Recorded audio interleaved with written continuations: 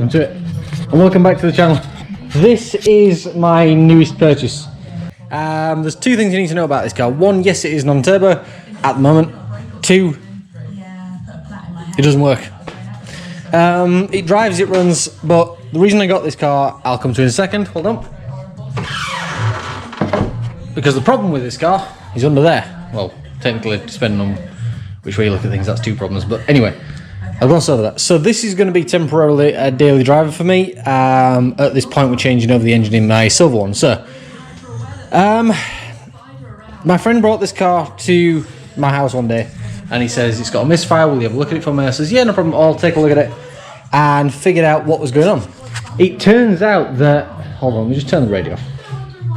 It just turns out that it's missing complete compression on cylinder 2, check spark, check fuel and all that kind of stuff. It's just got zero compression whatsoever.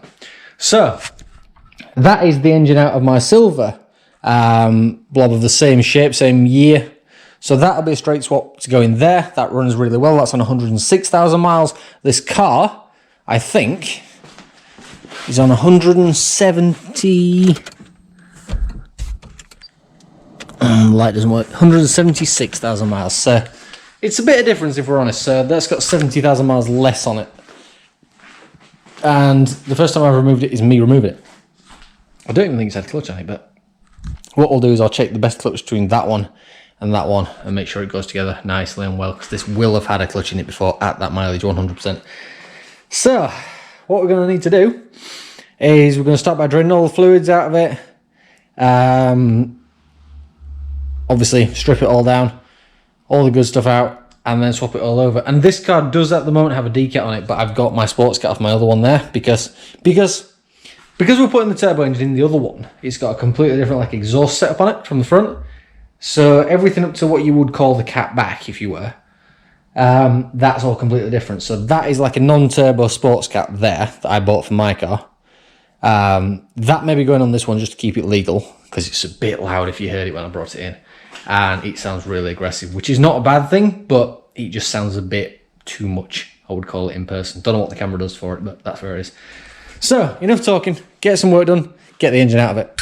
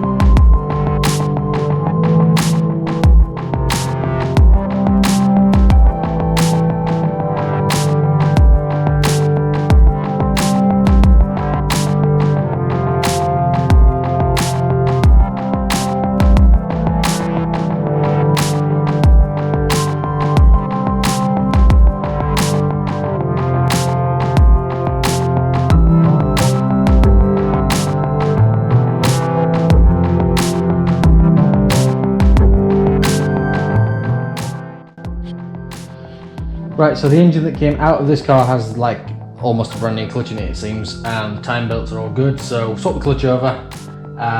This is ready to go back in, so let's get to it.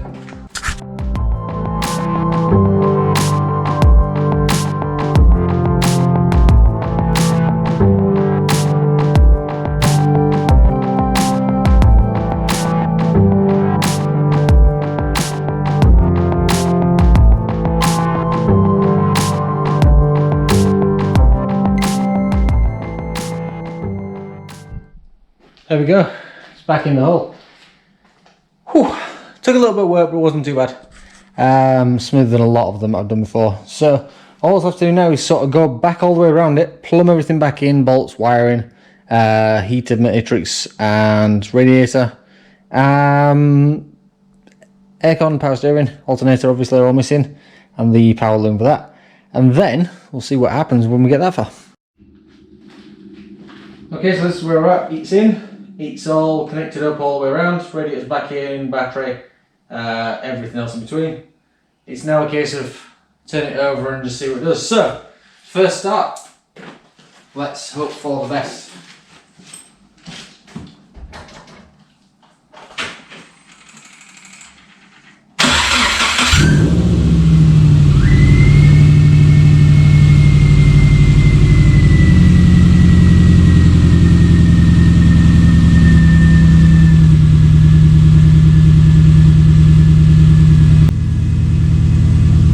There you go, start some runs.